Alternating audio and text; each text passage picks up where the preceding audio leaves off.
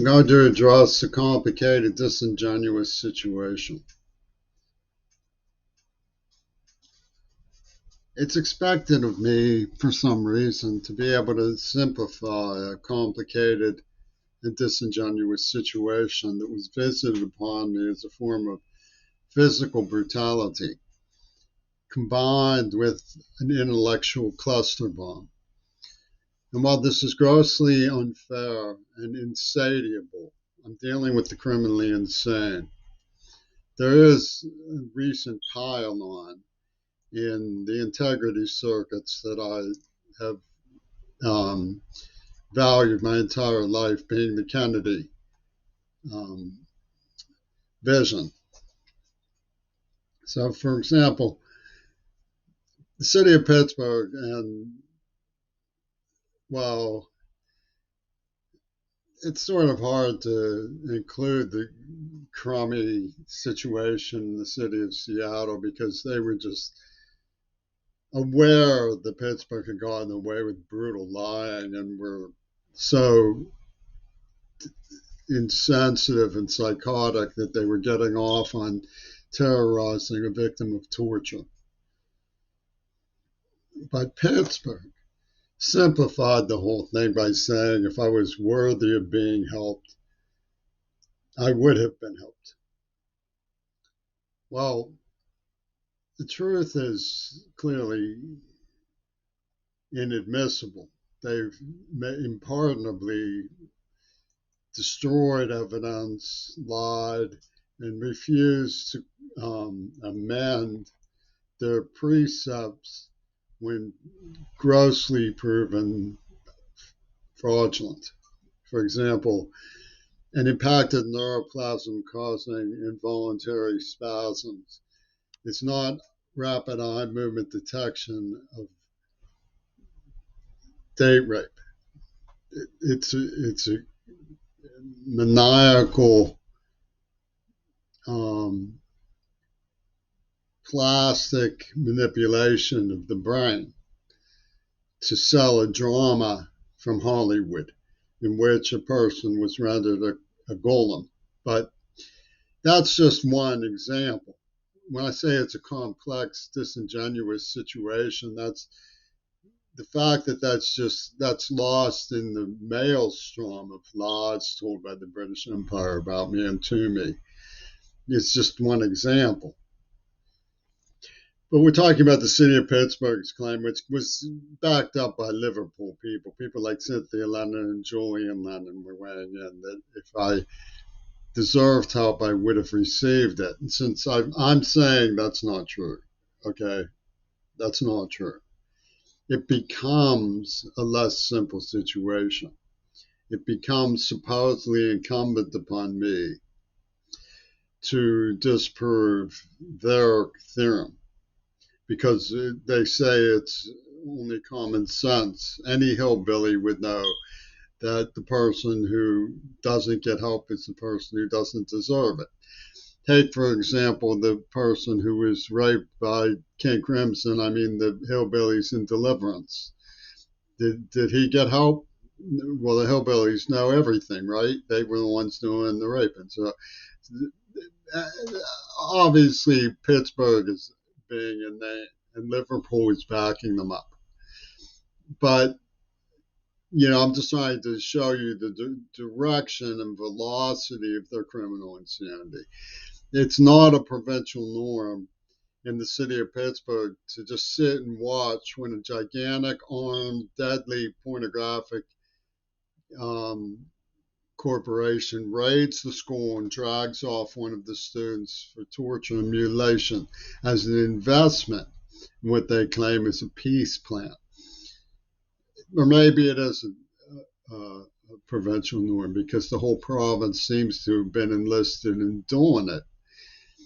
It doesn't really play as a person who would have gotten help if he deserved it.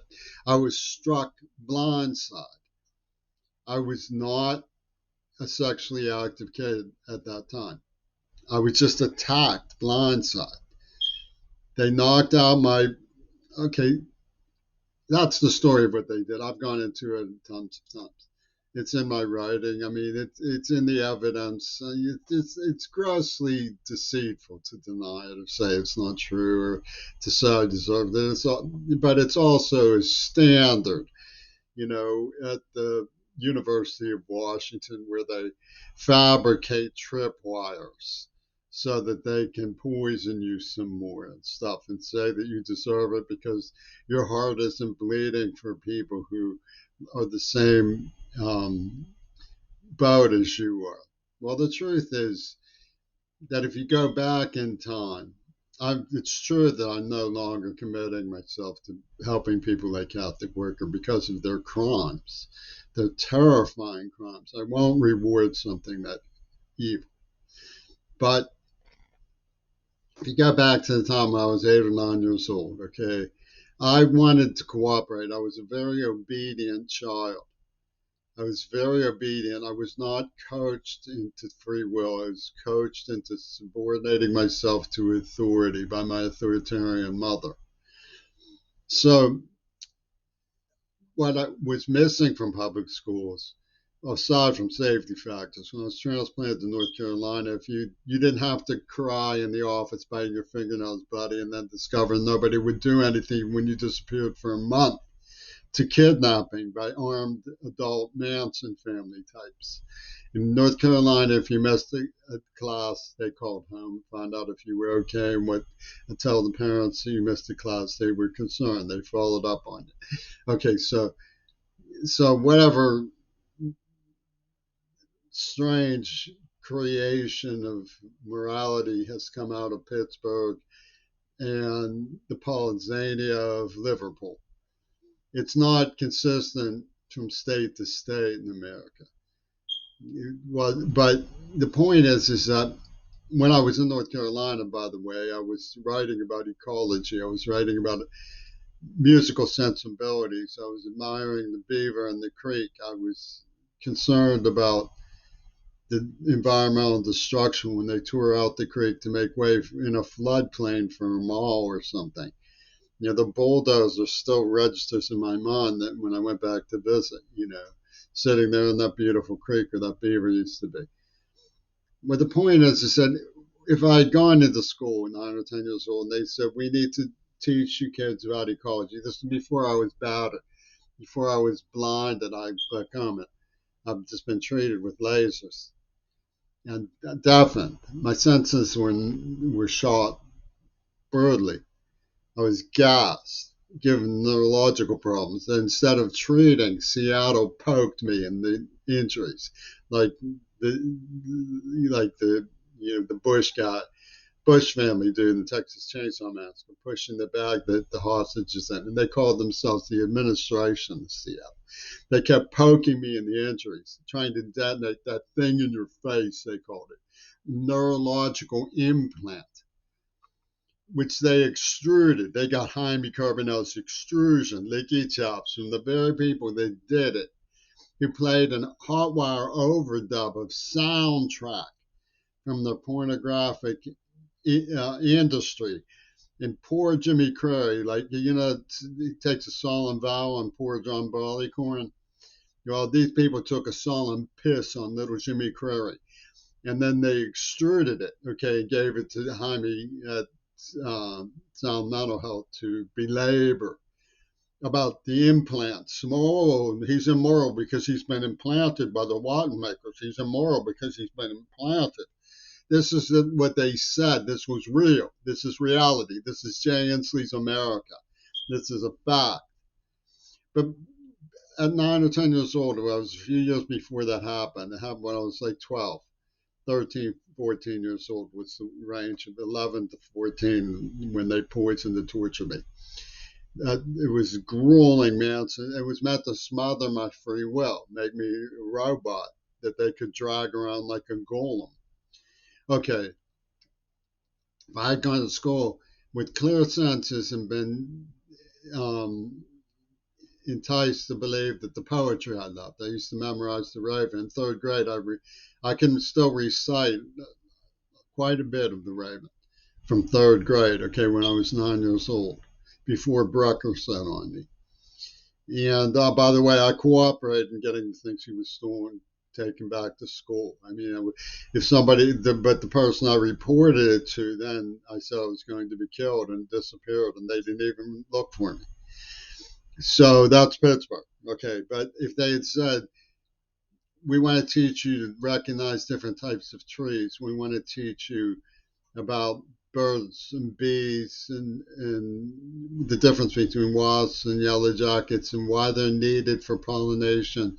And we'll go out the zoo and talk about the animals, and we'll go out um, to the hills around, maybe see where the Amish live, take a field trip to see where the Amish live, and more in synchrony with nature, and discuss the way that the forests are being ravaged by timber and coal is being exploited and senselessly overused, and why the mindset of guerrilla warfare and hatred and military industrial complex and nuclear testing, underground nuclear testing is so much more important than solar energy, that we vote for Reagan over Jimmy Carter. I mean, I'm trying to say something that's intelligent and it's getting garbled in what really happened.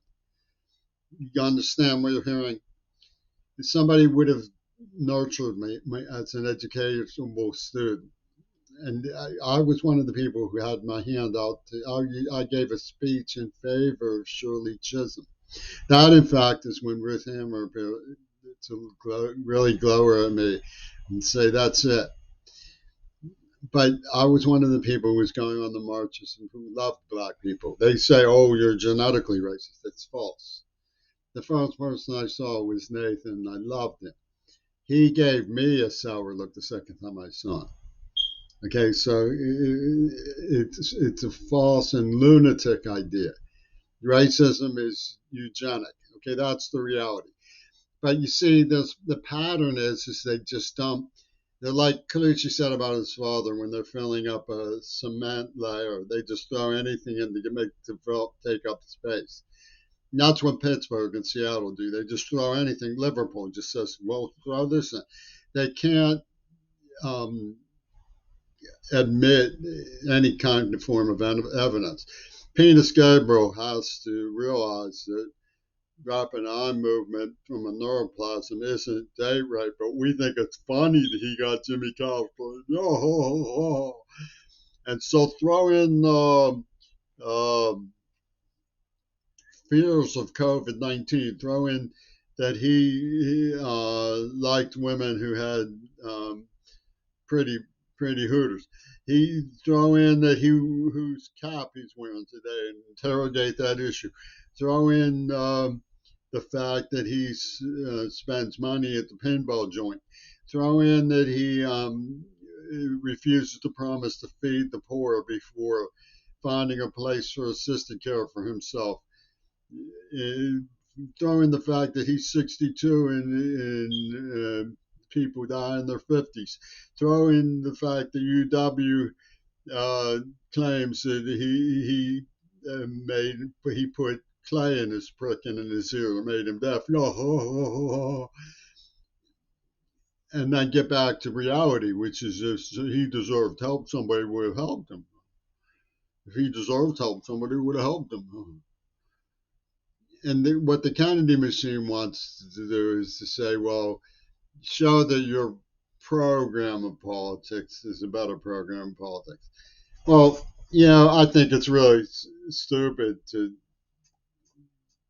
depend on a 62-year-old man who's deaf with glaucoma and has been tortured. And really wants to try to look after himself in old age with Parkinson's disease, which was inflicted on him, and the unbelievable insanity that was by which he was poached, try to keep himself calm from the supraventricular tachycardia panic attacks that come with even reflecting on what happened. But if you insist, I have books about climate change which are intact and in sequence largely, which could be taught in seminars or used as a basis for some degree of teacher retraining. I have the complete history of Lenin's Houdini, the discovery of Bly Sanders, and the origin of the maniacal, fanatical, hidden hand of hybrid warfare that came out of Access Hollywood with the Beatles' terrifying backstep. And I have the grueling remnants of what I was put through because of these murderers robbing museums, saying they're going to poach this kid to make Yoko Ono happy because they like John Lennon better. Well, the truth about if you like John Lennon so much, you'll be pleased to know that he pulled a Houdini. And they sacrificed me on behalf of the person who helped him write the script of his Houdini. And that's nobody's propaganda. You can see it for yourself. They never did anything to Gail Burstyn. They're constantly threatening to bring her to my fucking door. You know, it's a hardwired holy war monkey business, a hardwired holy war monkey business. Now, if you go to calm yourselves down and look around you, you see the world is in trouble. We need to cancel some of our foolishness. We need to look at, for example, what Jimmy Carter's doing with the Carter Center and make it clear how this can influence our priority structures. You need to look at what John Kerry and Al Gore recommend for coping with climate change in the United Nations. We need to look at what the United Nations recommends and integrate them into teacher retraining for curriculum development. You see, I know what curriculum development is because I have a book over here called Humanizing the School, which is about public education. Now, I know people don't like humanizing anymore. They don't like humanism. That's liberal. That's been given a bad name. But I'm talking about, that's my father's book. They murdered him, okay? And they call themselves the Green Party. Okay, I don't want to get into the politics. It's too monstrous. The word is curriculum I'm talking about, adaptive curriculum reform. That's how we got Black history into schools. Black children could learn pride due to curriculum reform. We want to reform the curriculum for echo schools to teach about how to bring about progress, use what we've learned about technology to represent ourselves as clean, technological human beings in search of equity in the community. So, and they say, oh, he looks at porno. That means he's going to squeeze girls. Girls came on to me for 20 years as part of Pitt's super secret army program. I do not go out looking for girls. Do not.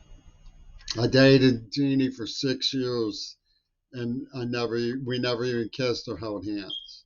She was my best friend. I know what it is to have a woman for a best friend. I don't look for Rosa stuff. I wouldn't date any of these people, no matter how pretty they were. They're psychotic. They stalk you before they try to seduce you. They're just weirdos.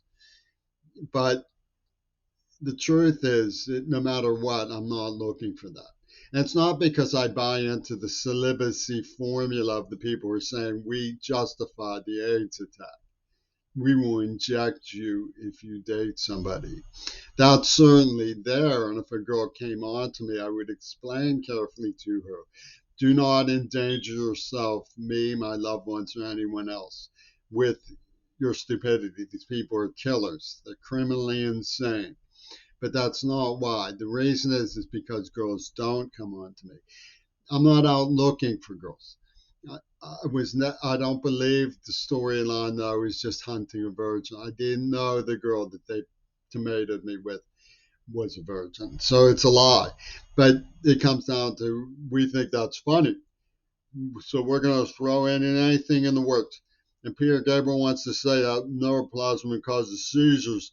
It's proof from Dayrek. We're going to back him up so we can castrate queer ball and give him Parkinson's disease. And this is the mindset that presents itself as an alternative to curriculum reform, which instead of saying the CIA should be allowed to drill into people's heads to make them more obedient, so they can be used in cruel and unusual experiments while the police wink and the Justice Department says, ha ha ha ha ha.